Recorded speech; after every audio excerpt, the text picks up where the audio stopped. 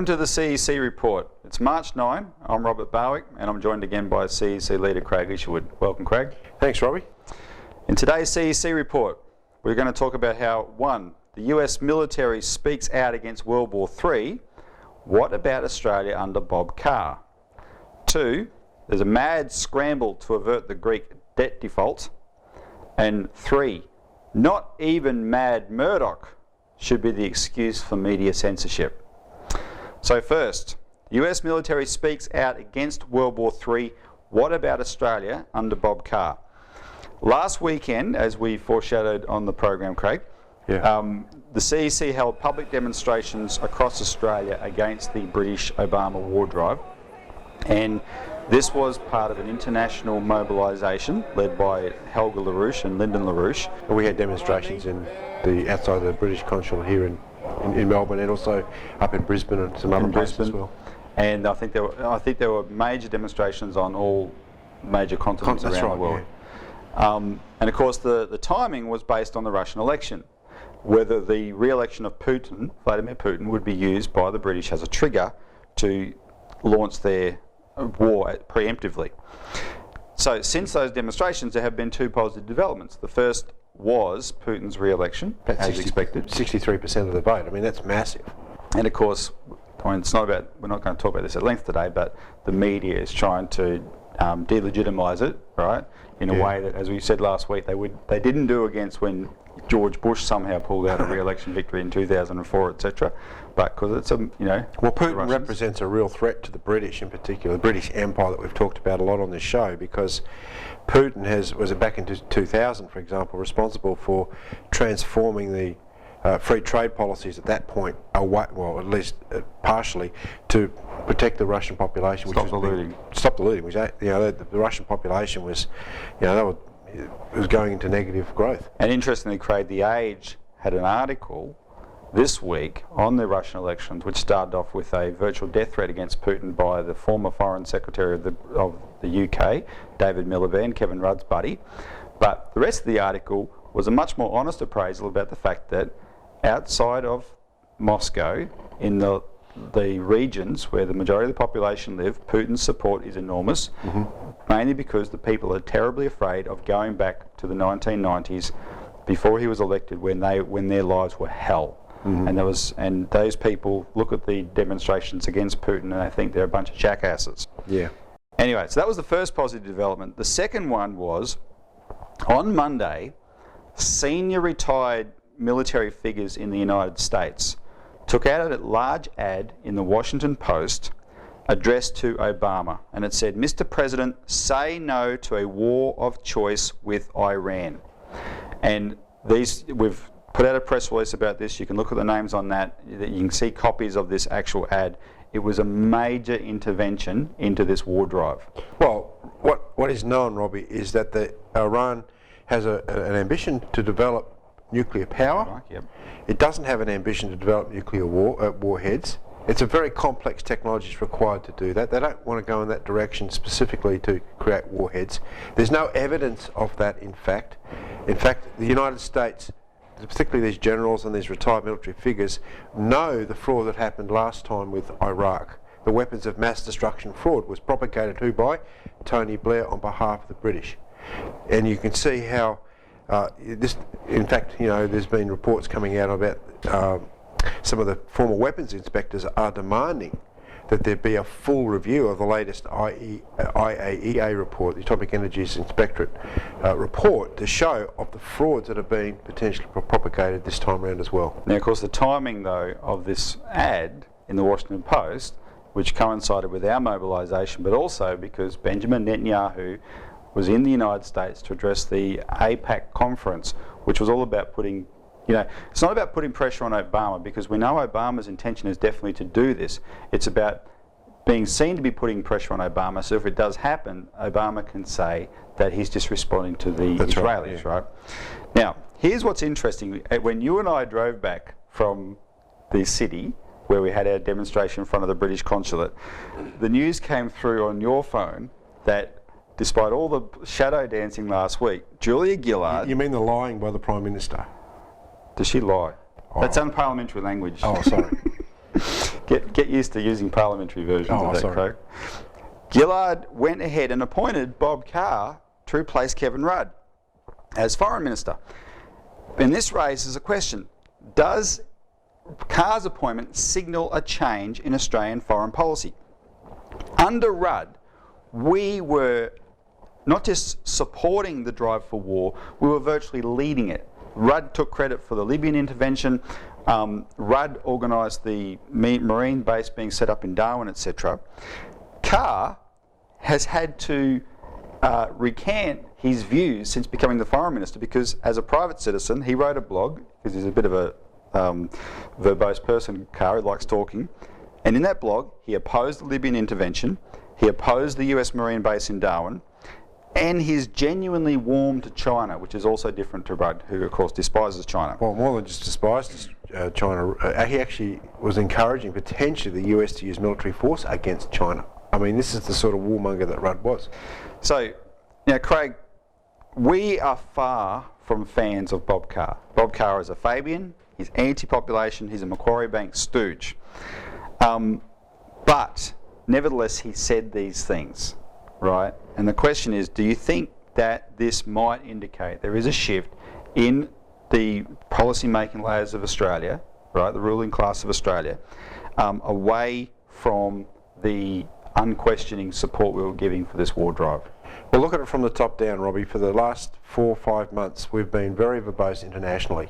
Printed material, internet reports, press releases saying the human race faces extinction from global thermonuclear war propagated through Obama and the use of the US arsenal. Now the question is, does Bob Carr want to see the extinction of the human race, or does he just want to propagate it, what we class as an evil ideology? Just wants to control it. Just to control it. You know, is he wanting to see his kids and grandkids extinguished on the basis of a thermonuclear war? That's the reality of what people have to come down to. Now, are they prepared? It's a whole different mentality. It's a very different mentality to what we're facing, what people are facing in terms of just going along with an evil ideology. And the difference between Rudd was, as I mentioned before, he was promoting the use of force. Indirectly, but nonetheless, it's very unmistakable that he was a warmonger. So the question is, does the Australian government does it really want to take that pathway?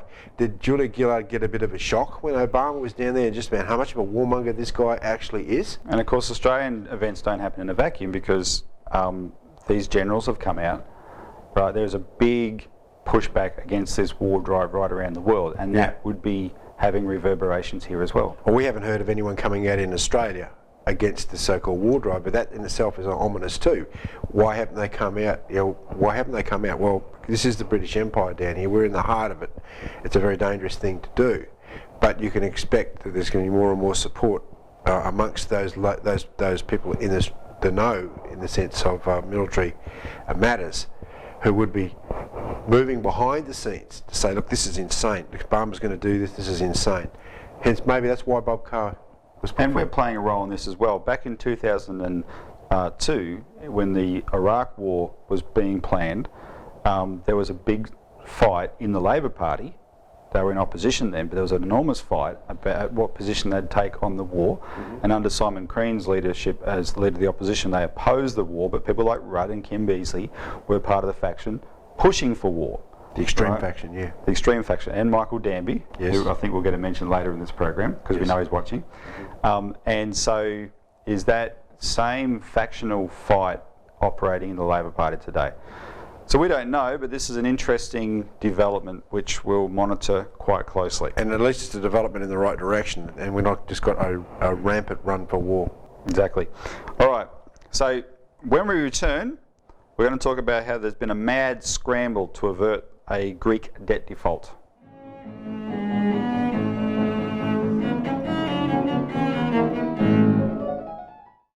Welcome back to the CEC Report.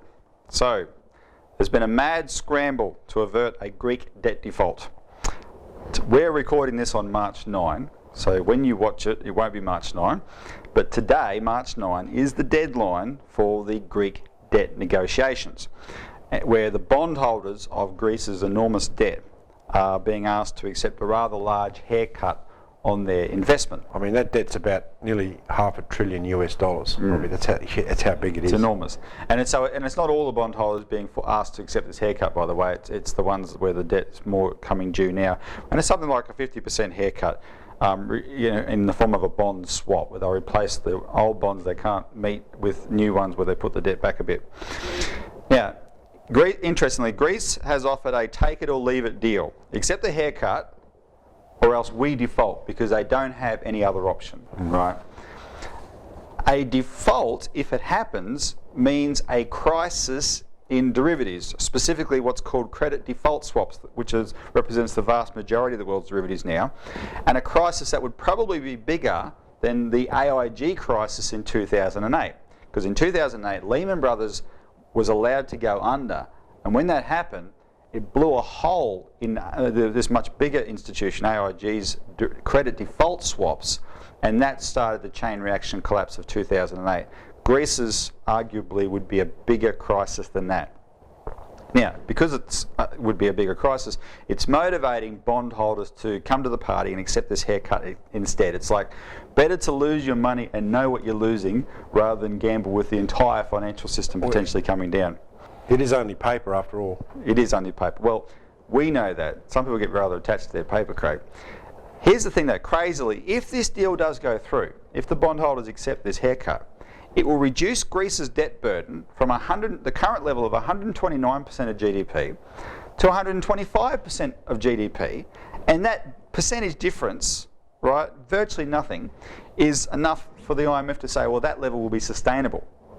But sustainable based on the brutal austerity and privatisation program underway inside Greece to take money that should be being spent on services and divert it to servicing this debt. Which will kill people. Which is kill people. Which is killing people. Yeah. So, Craig, you said just a second ago, it's only paper. With that attitude, just to reassure people, wouldn't a default, if Greece actually defaults, wouldn't that actually be a much better option? Well, that's why I put a press release out this week, Robbie, called a Greek default is good news. The issue here is sovereignty, national sovereignty of the Greek peoples, of the Greek government. Right now they are hostages to a global monetarist financial system.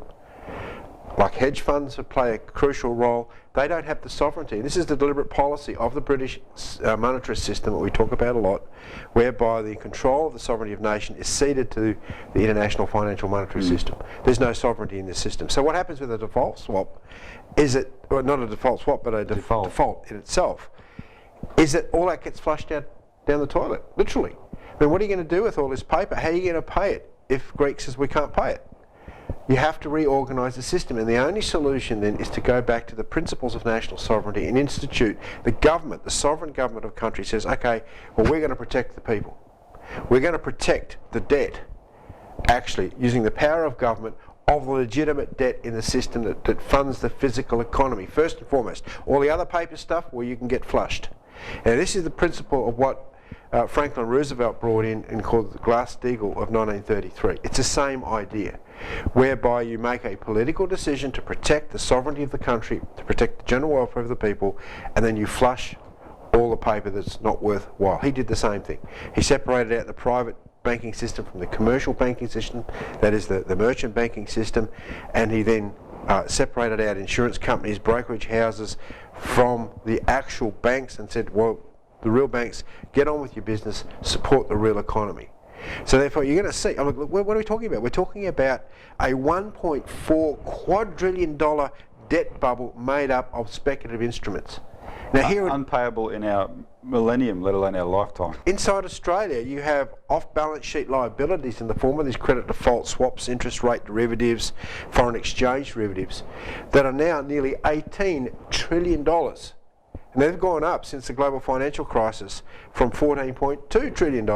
So these things are growing at a tremendous rate because the entire system is hooked on debt. These things are unpayable, and the only solution is to implement LaRouche's proposal of a Franklin Roosevelt-style GlassSteagall, where you basically make a political decision, as I just mentioned, and you say, no, we're going to protect the people first. Because at their heart, these things are pure, just gambles. That's all they are. Now, we had one response to your press release this week that's worth mentioning, where you were called, I noticed on the email, a communist and a socialist and an anti-capitalist.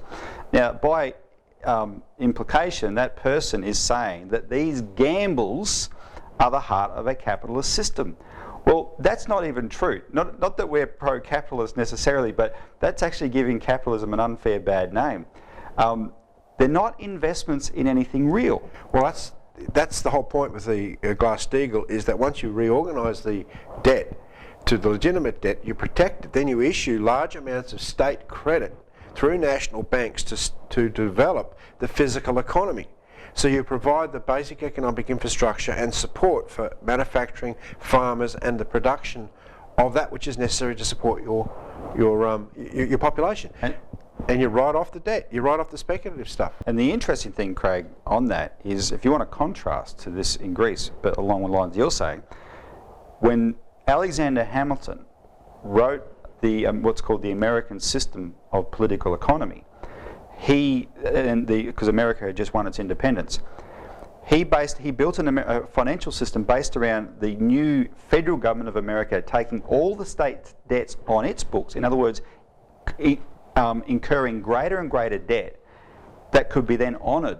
But honoured how? By the most dramatic investment program in real production the world has actually ever seen, which was using tariffs to protect, to foster industries, national banking to invest in industries, and so they generated real wealth in the US economy, and that allowed them to honour the real debts.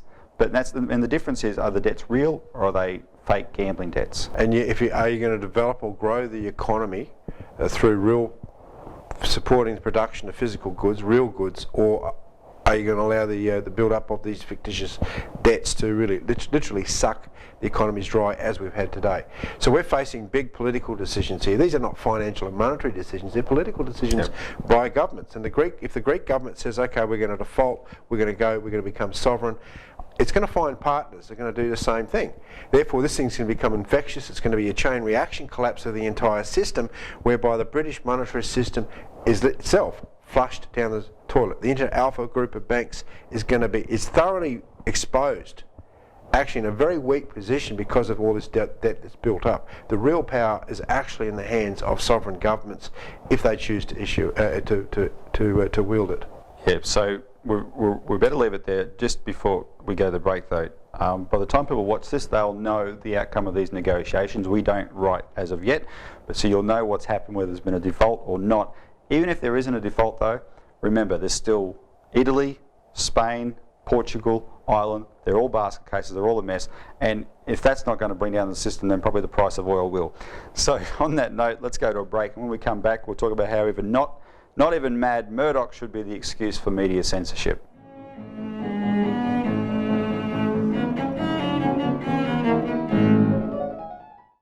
Welcome back to the CEC Report. And finally, not even Mad Murdoch should be the excuse for media censorship. So the Gillard government's media inquiry, headed by Ray Finkelstein, has revealed its preliminary recommendations. In essence, they're making a big deal about replacing the Press Council, which is funded by the media, it supposedly polices, with an independent body that can actually hold the media to account. Now, the details aren't super important. We'll talk about some of them, but there's two main things I wanted to highlight in terms of context for this, which people would remember. First, the first context was the phone hacking scandal involving Murdoch's papers in London, right? And that was used to say these are out of control, and people in Australia were saying they're also out of control here, without the same predicates, but they're out of control. More importantly, the second context was that the people who pushed for this media inquiry here, the Gillard government, and especially the Greens, Bob Brown, made it clear that what was most alarming to them about the performance of the media in Australia is its position on climate change. Because the Murdoch media came out very much against the carbon tax. We won't go into the reason why they did that, but they did, and of course that was seen to be, oh, you should, you're by questioning the science, this is being dishonest. And that really, everywhere you look, you see that motivation in this inquiry. So, for example, the Finkelstein inquiry, Craig, had 11,000 submissions made to it. 9,500 of those were organised by two groups related to George Soros's get-up. Well, see, just on to butt in here, Robbie, on the terms of a comment of climate change, yeah, the debate on climate change became more of a religious zealot debate, right? If you opposed climate change or had anything to say, you're a heretic, right? Burned at the stake almost, at least politically, you're burned at the stake. So why are we bringing in a media inquiry in order to discuss this issue? You already know what the intention is. And the intention is to shut down the freedom of discussion of the issues, particularly relating to the science, that, in a sense, embarrass scientists. Remember, we've had massive floods in New South Wales, Victoria recently, and it was never supposed to rain again 2 years ago. And who said it wasn't going to rain? A scientist? Tim Flannery.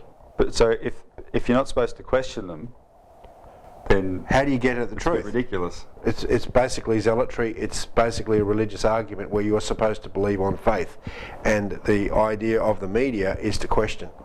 Now, and just, you know, we are part of that media. That's the point. Yeah. One of the more alarming things that Finkelstein is recommending is that when it comes down to regulating the media, we're not the Australian, we're not the Herald Sun or anything like that, but we are a media outlet. They want to have a base minimum to decide what gets regulated as internet media outlets that have a minimum of 15,000 hits per year. That is very low. That is spreading a very, very wide net. Everybody will get caught up under this regulation, right? And the regulation will be things like, are your facts correct? Well, who gets to decide which facts are correct or not, as you just said with the Tim Flannery example on climate change. So, Craig, you've been a publisher for 22 years.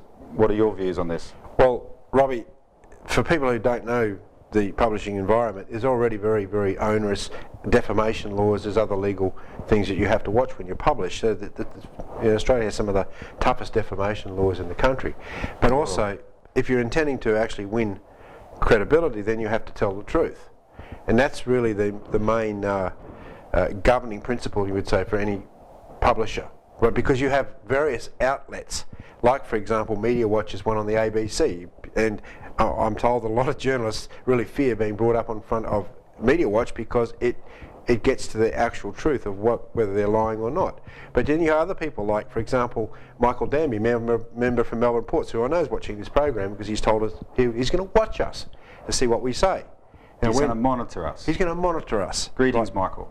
Because basically we have a fundamental difference with Michael Danby. We don't support, you know, his far-right neocon Jabotinsky views of you know, how the world should work, of Israel and so forth. Right? We don't support those views because we have a more, you say, Moses Mendelssohn view of how Israel should be, and Jews should function within Israel today. We support Israel as much as anybody as its right to exist, but Danby's part of this far right faction, including Netanyahu, that want to go to war against Iran. That's right. And we oppose that. And is Danby monitoring us? Does he want to have a sort of a press council that can report what we say so that we get shut down? Well, see, the point is he's got that avenue anyway. And this is the way the media tends to work. And there's all sorts of debates that take place in the public arena, and they should. We don't necessarily agree with it all. But that's the control, that's the monitoring, that's the way that we regulate the media in our country. Yep. If you go down this path, it's very, very dangerous, but this is the fascism that we've been talking about for a long time. That's a big subject, Craig, but we have to leave it there. And thanks for tuning in to this week's CEC Report. Tune in next week again for more developments.